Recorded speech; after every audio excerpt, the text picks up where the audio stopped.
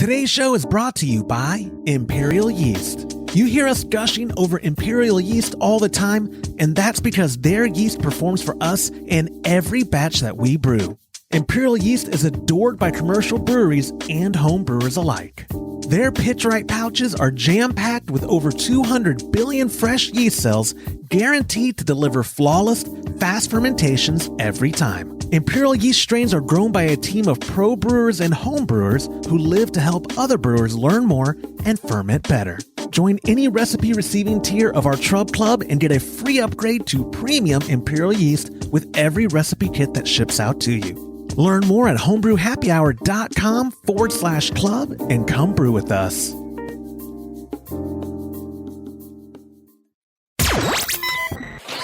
Entertaining shows with content that spreads information and sparks discourse throughout the community.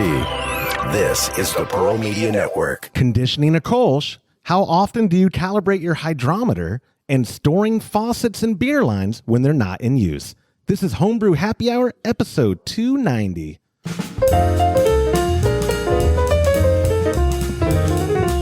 Gosh, Todd can't help himself. Hello and welcome to another episode of the Homebrew Happy Hour. This is the show where we supply the answers to your homebrewing questions and discuss all things related to craft beer. If you have a question you would like us to discuss on a future episode, go to homebrewhappyhour.com and click on that submit a question link at the top of the page. Or now you can call or text them in by using 325-305-6107. I am your host, the sober one, Joshua Stubing, joined by the Director of Operations at cmbecker.com right here, Mr. James Carlson, as well as our good friend Jonathan Maroot. He stayed with us. We're all wearing the same clothes from last week's episode. This is weird. Oh, and Todd, our chief keg washer, resident founder of kegconnection.com. Cheers.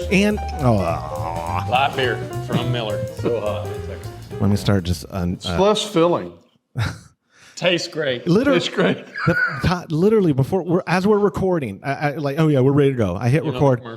During the commercial, he's not talking at all. The second it comes time for me to start reading that, you're like, oh, by the way, I had to quickly mute your channel.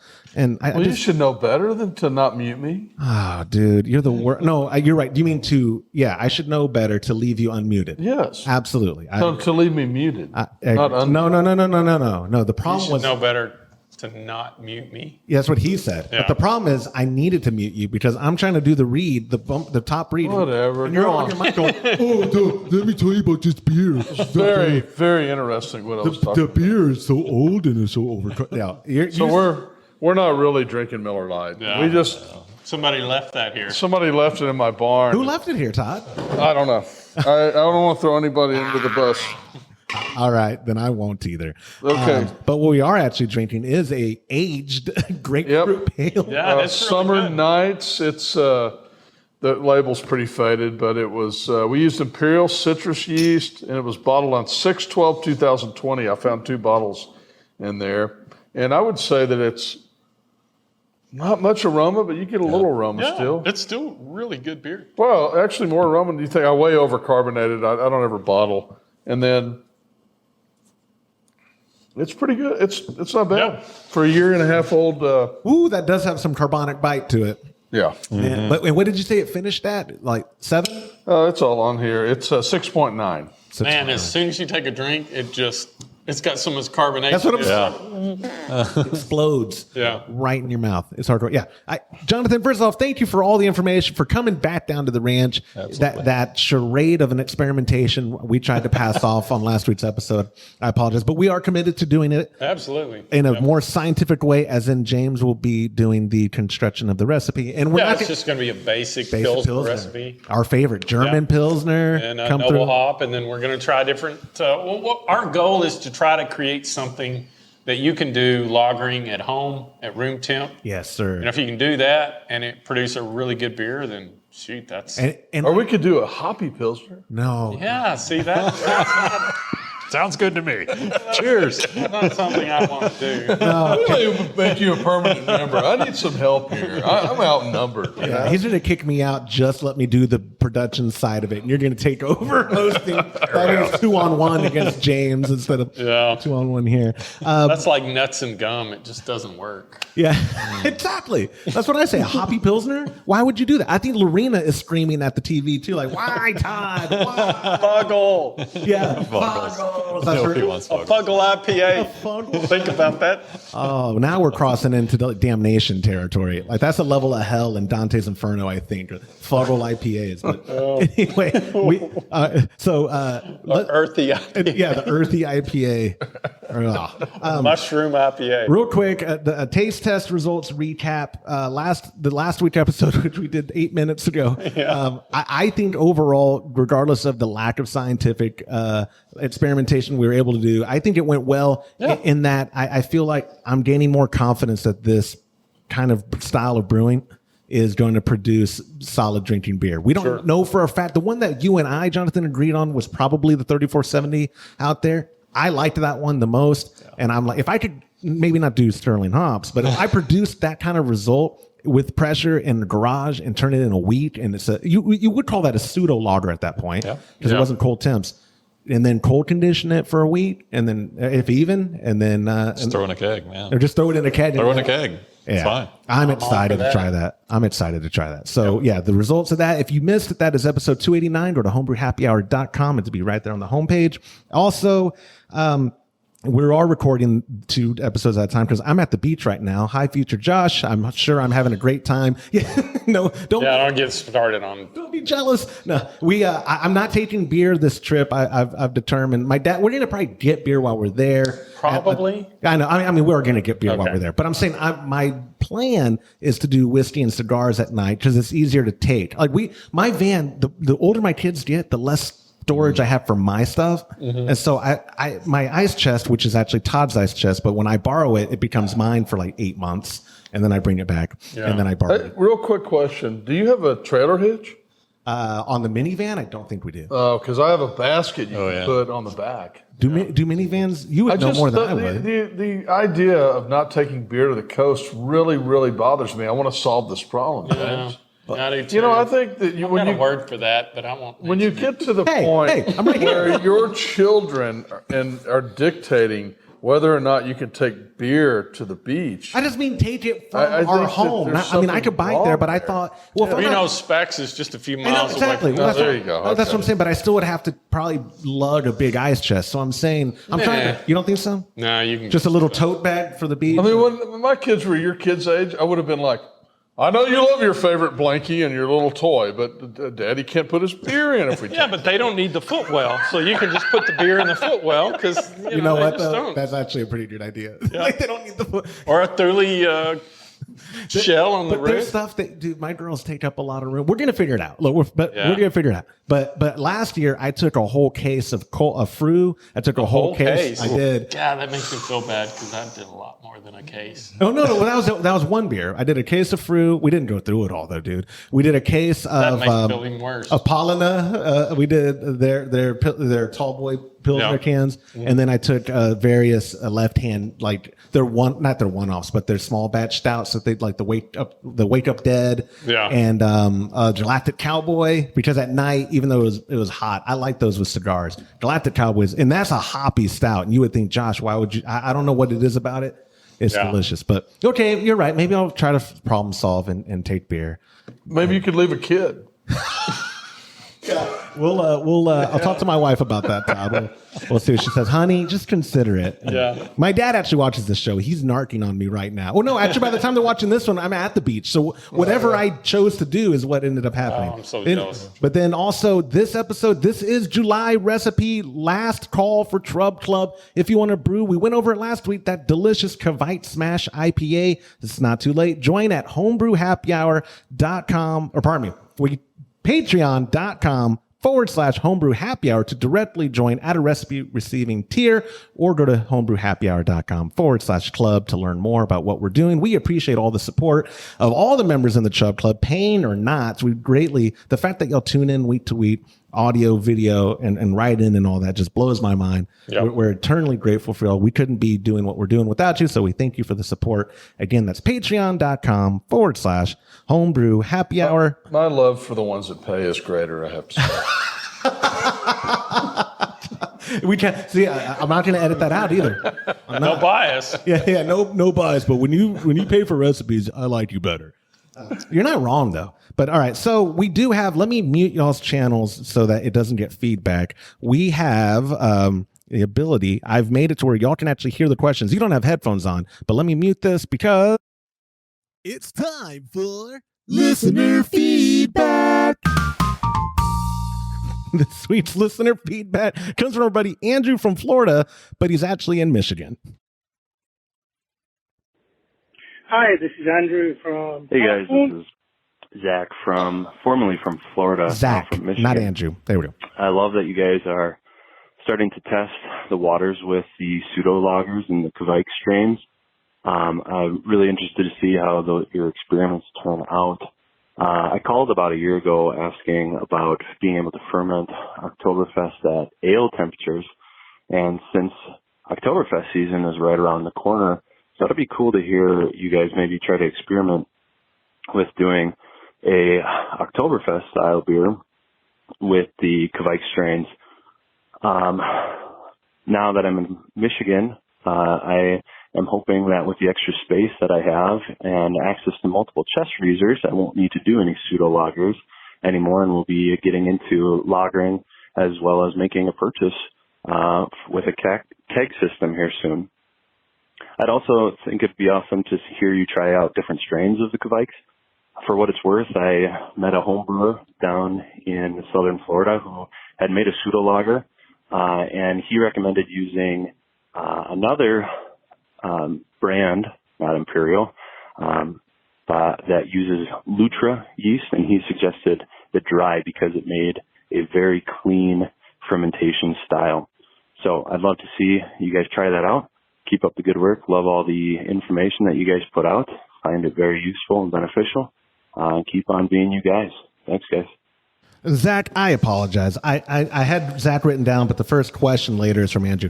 Yeah, that's great feedback. And like you're saying, we getting into this style, now we can do Mocktoberfest, right? Now, you cringe a little because you don't want to use a Kvike. You'd rather try it under pressure. Yeah. With a traditional. I would rather do that, but I'm open to testing it just right. to see. Experimentation. You know, so like y'all did, do a 15-gallon batch and then split it up and see the difference. But yeah, absolutely. That'd be a tough thing to do. Well, Jonathan, what is the idea behind substituting Kvike for a traditional yeast in a traditional style? Like, what's the thought process usually? Like for different different finishes for quicker fermentation time. Like, what is the thought? He mentioned Lutra, and when you're using Lutra, you're looking for a very neutral yeast. I love that. Yeah, that's what this is a Lutra fermented Vienna lager. So and most of the yeast that you're using for an Oktoberfest kind of beer. That's what you Wow, want. that smell. That smells incredible. That smell is wonderful. Yeah, it definitely smells like a Vienna lager. You know, this is my wife's favorite style, but we didn't say All right, tell it. All right, yeah. Gosh, it's got a wonderful nutty flavor. Fermented at 90 degrees in the garage. Wow, that's Really? a game changer, guys. This is delicious. So for Zach's feedback, I would say I'll add to it that we definitely will document all the experimentation we're doing and let them know how it turns out, because that's one thing. We will be brutally honest. Like if we knew which one of those Sterling pills were which, it would be easier for us to maybe in the closet at ale temps with Loki's not the thing. But it turned out pretty good when it was under pressure in the garage. But it will be exciting to try that and all that. But yeah, this Vienna lager, now I'm getting sidetracked. Guys, honestly, it smells wonderful, but the taste, it's so unique. It has a nutty taste that is in a good way. It's exceptionally good. This is the next beer I'm brewing. There you go. Can you would you mind sharing this? No, Wow. Stop. He's been drinking. He did do this all night with every beer he opened. No, I'm serious. I am brewing this beer. Yeah, Well, it's one of my favorite styles, and it's my wife's it's absolute favorite. This is delicious. Yeah, this is better than the amber you brewed last year. I'm kidding. The Ambar, the Dos Equis Which- Ambar, which is a Vienna lager. camera? That one right there. This one? Yep. You have too arms far long away. enough to do it. No, do it to that one. Do it to that one. There you go. See? Look at that. Vienna lager. Seriously, I'd love to get that recipe, and That I'd love is to brew it. absolutely So this phenomenal. was brewed at 80 degrees using. It was done in 4 days. And we hit. Is that? He uses Lutra. Lutra, that was So Lutra. Lutra's from Omega, and he used the dry variation, right? Mm-hmm. Yeah. Which I didn't know We they don't. do We it don't have right. any of. Wow. We don't have any of that. We don't but have we any of get that right some. now. You Yeah. can get some, absolutely. Wow, I could have. What do you think it would be like with the one that we used, the Imperial that we used? I'm not sure. I think that may be more similar to the Voss yeast. No, So- Todd, what did you use with your? I just have a bunch of. No, but what, Yeah. what would the results be if you didn't switch it out with the Travaite and you did it under pressure with the traditional yeast? It would be similar. Yeah, wouldn't it? I think it would be. I think it would be similar. So Because, that's what you don't have yeah. to use Travaite, Todd. You can. No, you- I'm going to get some and try. I want to try the Yeah. dry anyway, so I'm going to Okay, get some. but I'm saying Yeah. though, the point being, you can do a lager yeast under pressure and get the same results and still have a quick turn. Similar results. This was not pressure. This was This was higher temperature, but it was Right, but I'm saying if you did it with Yeah. lager So and this pressure, pressure. no pressure. Whatever you did is what I want to do. This is exceptionally good. what will happen now? Because you did at 80. Right now, when it's 110, is that just going to be even quicker fermentation? Did it bring out fruity notes? What would No, I mean Lutra is a very neutral yeast. Okay. So I think up So to it's neutral at that temperature range. So yeah through all like Voss, it has, if you want it to be neutral, it has to be cool. Sure. When it gets warm, it gets fruity. But Lutra it's pretty neutral. that throughout sounds its like range. my kind of yeast for sure. Absolutely. So think Because I would rather create flavors off of the malts and the hops versus Yeah. the yeast. absolutely. James is talking. It's not all. Yeah, I know. Right. I was trying to segue. You know what? You shut up. Sorry, my mom's gonna write in now. You can't tell your boss to shut up. You don't know what he's been doing to me today, You mom. say, well, I just did. Yeah, but no, mom. Rewind the episode. You didn't watch? Yeah, you did. You not? So, anyways, Zach. Thank you so much for submitting that Yep. feedback. Again, reminder, guys, if we take your question or feedback voicemail to 325-305-6107, you do get a $25 gift card to catconnection.com, courtesy of the drinking Mr. Burns over here. And that's a great reminder to tell y'all to send them in, because our first question is the one I accidentally hit first from our buddy Andrew. Let me mute all these channels there. And our question from our buddy Andrew. Hi, this is Andrew from California. So, Josh, I have a question for you. I've been listening to your episodes, and you do Kolsch on a regular basis. So, how long do you condition it before you start drinking? I know you guys like to drink it right away, but how long do you condition your Kolsch before you start drinking? Thank you very much. I'd like to hear back from you. Thank you. Bye-bye. Andrew from California. I think he's an expat. Funny, he doesn't sound Californian. No, that's the new Californian. Todd, do you have to do all that? Like, give me a heads up. You make the most obnoxious noises when we're recording. There, he's muted. He's off the show. Yeah. We're doing a Kolsch. I was gonna say the best batch I've brewed in a while. I conditioned accidentally for y'all for 9 weeks. Remember, because I was supposed to bring it up 2 trips. I totally forgot it, and then one trip y'all were out of the country. Mm-hmm. And so I couldn't bring it to you. I could have brought it up, but it would have been sitting up here anyway. So I left it at home, and it was 9 total weeks But the whole question is, I don't. Right, I don't. That's what I was just about to say. If it's ready, and especially if I'm using a yeast that's kind of powdery, I'll filter it through a 1 micron filter. It can take a while. Just be patient. It'll go through. And the wheat lager, I did that. I filtered it. Yeah. And it's ready to go. Yeah. And it turned out, that's what I was building up to, is that if I don't condition it except by accident. Yeah. Which it turned out great. I mean, what the conditioning really did was just clarify it. Yeah. Right. It just made it like the brightest Kolsch I've ever. But to be fair, it does make a difference. So especially if you've got a pretty extensive grain bill on a certain recipe, the rule of thumb, this is my opinion, is the more grains that you have, the longer you probably want to let it condition and mellow out. Oh, okay. Because take like a Kentucky bourbon barrel stout. Mm-hmm. There's a lot of stuff going on there, a lot of money there too. But if you have, which I don't have the patience. But if you're able to let that set for a year you're going to be rewarded with a whole different product than if you, even if you passed it through a filter, carbonated it, put it in a keg, and it was probably still good. But the difference between that and a year later, huge. Yeah, absolutely. But yeah, the short answer for Andrew is definitely when it's ready, when it's done. Right. We 4-star. The only exception to that would be IPAs and something really hoppy that you want aromas, the aromatics and flavors diminish over time. So you wouldn't want to do that with something like that, or anything that is like a smash or something light, like a Pilsner. Yeah, I would say if it's ready, it's ready. If you want to let it set for 6 to 8 weeks for clarity, let it do that. But if it's ready, drink it. Absolutely. That's what I do. I couldn't say it any better. I don't know about. Yeah, I agree. Jonathan. I agree with everything we said. I was going to throw it to you too and say, like, do you have a sweet spot where, like, no, it's going to be in secondary well, you don't even secondary. You don't even secondary. Neither does James, right? I don't have time for that. Yeah, you don't have to. Yeah, I think where I'm learning to appreciate living in 2022, the best time ever to be a home brewer, as I've said a million times, is that. A lot of reasons to drink in 2022. There's a lot of reasons to drink in 2022. Oh, amen. But we are so fortunate with what we have that we can turn stuff around quick. And then that's why when Jonathan started coming into the picture with messaging and giving us advice and all this on things, please don't put that on my computer. You can make all the noise you want and all that. Please don't put it on my computer. Yeah, because I'm talking, because that's the point of a podcast. We're talking about the point of a podcast is to produce the content, to talk, not. Good. Oh no, our viewers can appreciate the work that went into that. No, there was a show that used to be produced where the guys would sit around and get drunk and you hear all that, and Todd would be like, I hate that when they do that stuff. And then today, I haven't eaten anything. No. I had to mute you because you were over there going while you're. That's the ESP. Okay, cool. Yeah, the ESP is my favorite one on the tab. He killed it there. If Todd didn't make good beer, I would have quit a long time ago.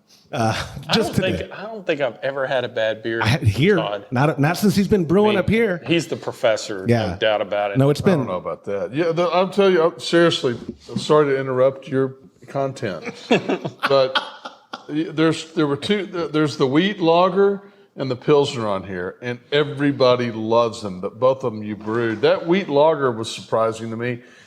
When you said what you were going to do, I was a little skeptical, and it really turned out great. You know, it was 50-50, right? Yeah.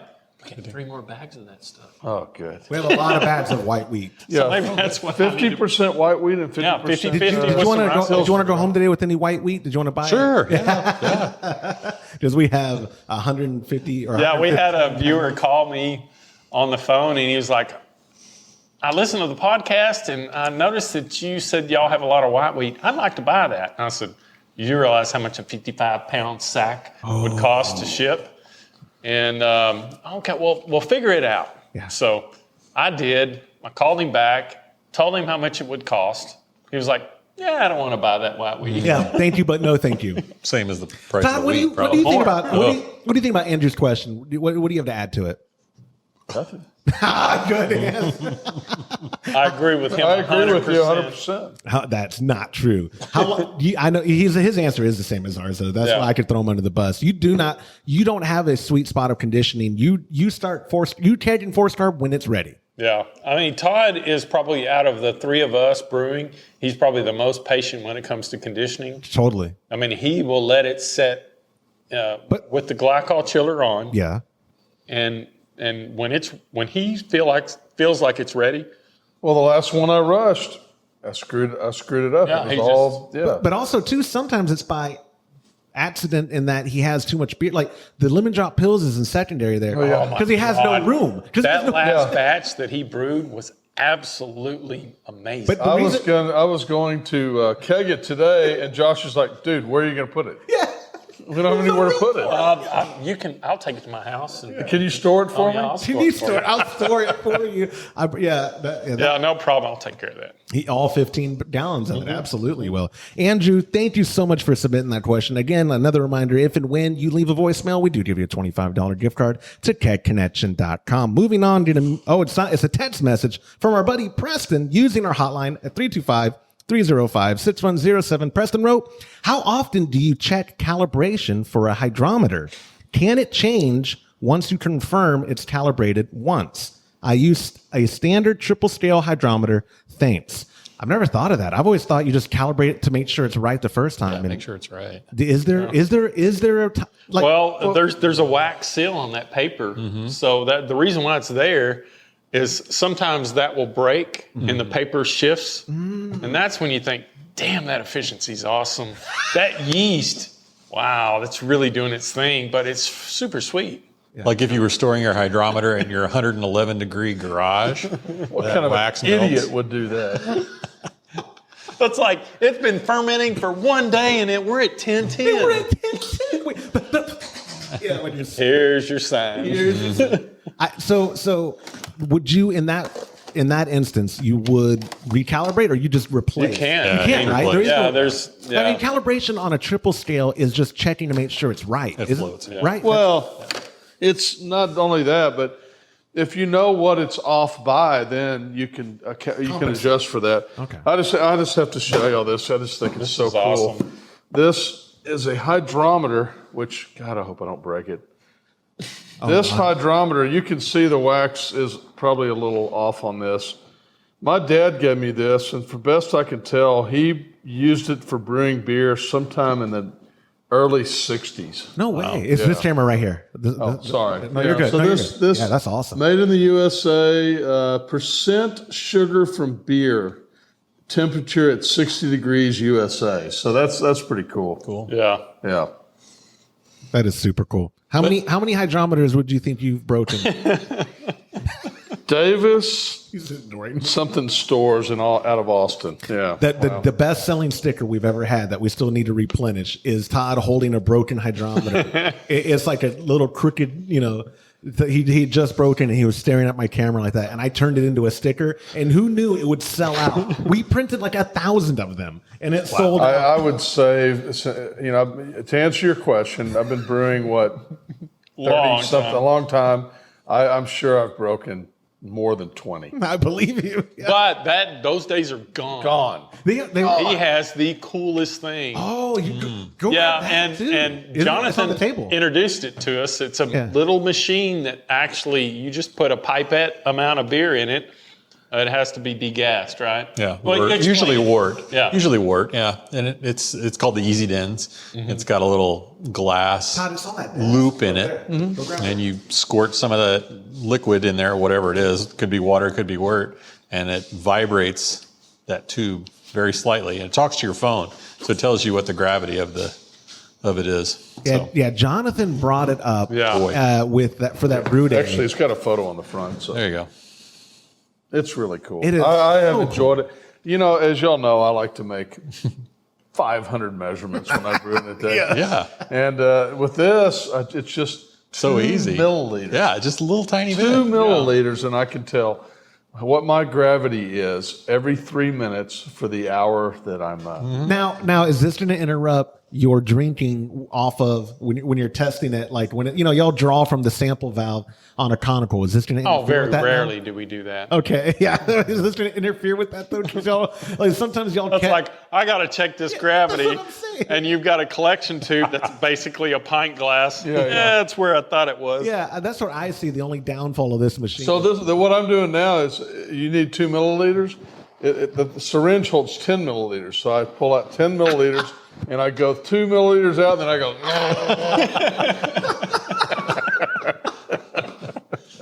Of course, yeah. But again, though, because before, Jonathan, they were getting a little glassware. Yeah. I hope y'all are enjoying Jonathan being here, because the last time he came, I spent $400, and this time I'm going to spend like $200 and something. What are we buying this time? The Spike, the new PR. PRV. Yeah. You got to grab that. We've got to show everybody he's that. Basically, not invited anymore. Yeah. Every time he comes up. This thing is badass. It really is. Right? Yeah. Can you say that? It's Spike. Spike makes really good equipment.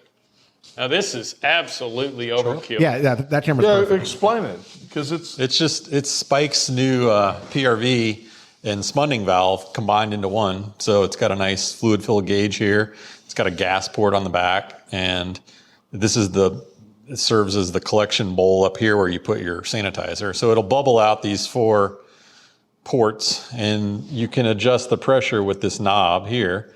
and then you can release all the pressure with that button there. And that's the port on the bottom. So you don't have to worry about anything getting clogged because you've got a massive gaping hole in the bottom. Yeah, and it's super cool. I mean, it's weighs, quality all the way. I don't know, a lot. Yeah. Can I, pounds. can I just add real quick? Don't Google search massive gaping hole. That's you're gonna have Hey now. you're gonna have a bad time. Just putting that out there. But no, the PRV and that retails for what, like $100 or $120? Yeah. I bet you. I mean, that was an early bird. Right? Yeah, I got early It's bird. hard to believe that they can retail that for that amount of money. Well, it might be Maybe what, $150 now. He was early bird, I got early and it sold out in what, an hour? Not even an Oh, hour. It was sold like out in 3 like 10 minutes. Yeah. What do you 3 call minutes. it again? Spike PRV? Yes, the new spiked PRV.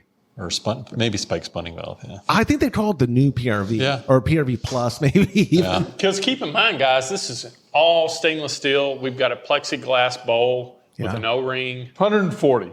There you go. That's That is amazing. for $140. But super heavy. every time it comes on sale, it's gone in 5 minutes. It really Yeah. is. I think they've done maybe 3 Runs. batches of They it. have, and they can't keep up with demand.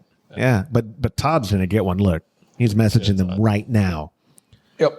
You guys have one. I'm gotta have it. Yeah. Gotta And look at do it. this. He was showing us this. It just pops off, Yeah. and there's a big O-ring there. That's Now cool. that's, huh? they don't make junk. No. Spike No. makes high-end stuff. Yes, they do. That lasts. And right? that lasts. Isn't that their motto? Your liver will fail before our gear does. Yep. That's That's exactly it. right. Little controversial, but not wrong. but it is accurate. Your liver will fail, and I'm talking to all three of you personally, and as an indictment. Anyway, so wrapping up Preston's question, no, like if there is no, like there is a one-time calibration check for your hydrometer. That's it. Yeah, and if it's not reading right, here's the thing. Well, You take some distilled water and float it. It's got to read 0. If it doesn't read 0, throw it away, get something else. there you go. Yeah. That's the best of it. What were we going to say, Todd? No, I mean, you can check it Yeah. as often as you want. That's fine. Check but it every but brew it's day. just, I mean, Easy. I don't think it's going to change a lot. It probably wouldn't change. No, a lot. but if it did happen to get off kilter or whatever, they're so affordable. That I mean, Yeah. what are they? $11 probably. Retail. Well, I mean, I wouldn't. I'd buy the best one I can. The You- Absolutely. Yeah, which is that. Pardon me. That's not a hydrometer. That's a densometer. Or what do you call it? What is Oh it? yeah, densometer. Densometer. It's not a hydrometer. Yeah. It uses light. It doesn't use. No, it- Vibration. That's Vibration. That's what hydro. Yeah. The vibration. That's what we recommend. We need to start. We need a commission, man. We're gonna start right. pushing these out the door. Bunch Yeah. of $400 sales here and there. But no, that I'm a believer in. We don't even carry it. So we have no skin in the game. true. On We that. have no skin Yeah, in the game. none Well, whatsoever. Todd has $400 in the game of skin. Yeah. It's worth that. But It's anyway. Jonathan's fault. It's my fault. Yeah. I'm uninvited. Yeah, that's right. Yeah. Go home. It was nice knowing you. All right. So that wraps up Preston's question. I do have one final question. Let me mute channels it in because this is another voicemail. It's not Marty from Omaha, but it is Josh from Omaha who used our hotline 325-305-6107. Hey guys, Josh from Omaha here. Just calling with a quick question regarding the storage of my faucet and beer line when I don't have a keg in place. I've currently got 6 faucets. I love my setup, but sometimes I might not have a keg on tap. And so when I kick a keg, I usually clean out the line, clean out the faucet really well. But let's say it might be a little bit, a week or two before I get another beer in there to start running beer through that line and faucet. Just kind of wondering what you guys would recommend as far as how I should leave that faucet and the beer line attached to it in storage. Should I just kind of leave the faucet open and let air kind of be moving in and out? Or should I kind of line lock it with some sanitizer to try to prevent any nasties from growing in there? Any insight you guys have into this situation would be greatly appreciated. Thanks. Oh, what a timely question. great- I mean, what a great question. 'cause- And what a great name. Let's first off of that, Josh. I mean, that's wonderful. Yeah, I mean, we actually dealt with this today. Well, I mean, what a timely question. So, and it wasn't planned, right? It literally could not have been planned because I did all this in the morning, Right. And then we had that issue. So go ahead. So I have a kegerator that is 3 tap, and it's got what's called a T-tower on it, and we have shanks, Becker shanks, and flow control faucets. Best. And the best. And we got it out today. We got it all set up, and I'm about to put the faucets on because I just left the beer lines disconnects, which is what you want to do in Texas. You just want to leave that shank wide open, because what happens is dirt dobblers get in each one of the shanks and build a nest. They did. Mud daubers is also mud dauber, dirt daubler, and so each one of them had a dirt daubler in there. So we ended up. Jonathan helped me quite a bit, and James. We took all the shanks out. We blew out the end because I had cleaned it beforehand, and we actually have a bucket here. If you're watching on video, that has larvae in it from the dirt dabblers. And we're drinking beer from that right now. That was the Pilsner taste test. That's what people are going to write in and go, that's the flavor. That was the earthy taste. That was the earthy. So that's what you don't do, okay? Yeah. So what I would suggest is I always clean the line, and then I run water through it. If it's not going to be a really long time, you can just leave the water in it. I mean, it's fine. It's not going to, I wouldn't leave sanitizer in it. The problem with sanitizer is sanitizer will start to break stuff down. And if you leave sanitizer in it, you'll notice that your lines are going to get cloudy, and it's going to mess up your lines. I would never leave sanitizer in it. What you want to do is just leave plain water in it, or drain it all out, which is what I actually did, and just leave it dry, and that will work fine. I mean, he was talking about a week or two. Correct. It doesn't really matter what you do. Water, dry, whatever you want to do. It's going to be fine in a week or two. Yeah. Or another thing you could do is you could take like a Ziploc sandwich bag, take the knob off. If you want to leave it, put, like he said, with liquid in it, like just plain water, and then just take the Ziploc bag around the faucet and then zip it down to prevent that from happening. A mud dot, yeah. Well, which, most people are going to probably have it inside. I threw it out in my hot garage in the middle of the Texas summer. If there's a hole, a mud daubler is going to get in. They are every time. Yeah, it happens with my CO2 cylinders. Your propane tanks. It happens with my propane tanks. It happens with your wife's planters out here. I learned that. I hit one. Thankfully, it was just mud daubers. They're the more docile. Oh yeah, they're very docile. I guess they're technically a wasp, aren't they? Technically a wasp. Yeah, but they're the docile kind. They won't bite. They're not like the yellow jackets that go, "Hey man, let's do this," and sting you. But yeah, Jonathan, do you have any with your teaser? Is there even ever a time when one's not full of beer on the line? No, I pretty much just swap one out for the next. So yeah, that's how. Well, I was going to say that was so funny with Todd. He's been brewing so much lately. It had been a while that he didn't have every tap full. Right. Now you have every tap full and backflow. And we have the three. We have 9 taps now instead of 6. With 2 in there that aren't tapped. Right? Yeah, I have several beers that aren't tapped. 2 in there and 4 in there that are either conditioning or not tapped. And then 17 and a half, 18, 17 gallons. A lot. So where's that? Wait, I didn't even think about where's that going to go now? Well, I'll finish that and give one to James. Yeah. And put we'll have enough room. We'll figure it out. You'll make it work. The Pilsner's empty over there. We're going to float the Pilsner. It's gone. Yeah. Okay, so the Pilsner's floated. We just got enough room. Problem solved. Solved in real time. This problem can always be solved by drinking more beer. And brewing more. And brewing more and drinking more. Who would have thought maybe that could solve, maybe there's something deeper there, guys. That can solve a world's problems. World's problems. Absolutely. Wrapping up on Josh's question before, man, we flew through this episode. It's only been 40 minutes. Wow. That's fantastic. So you would say a week or two, you're not even sweating it. No. Yeah. Right. I mean, I always like to clean my beer lines when I float a keg, although I've been terrible lately on these over here because we've been switching beers out so much. I haven't cleaned them in a while, but I need to clean this weekend. I will clean all 6 again. But if I'm most people have 1 or 2 on tap. My rule of thumb is when you finish a keg, clean your lines before you tap the next keg, or clean them every 2 or 3 weeks. I prefer 2. But 2 is some people would argue nutty. with me on that. He's looking at me like I'm crazy.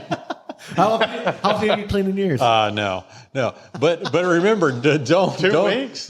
Don't clean your ball lock connections at all. Those are fine. Don't need to disassemble those. Oh, no. Oh my gosh. What happened? Well, remember that was the thing I talked to you guys about a long time ago about taking those apart and it's full of hops and everything. Yeah. That gets dirty way before anything else. We sent you a bunch of parts the other day. Yes, very nice. You know, the trick is just brew and drink Kolsch, and then you don't get the hop particulates. True. That's very true. Listen. Yeah, if you had a really boring life, I guess that would be the. It's a lot cheaper to brew too. You have all those hops. That's the title of my memoir, man. Really boring life. I'm okay with it. Tell me about it. Simple people, man. That's all. A good German Pilsner goes a long way, and you're not going to have to clean up hot particulates from your disconnects or your dip tube. I enjoy cleaning hot particulates.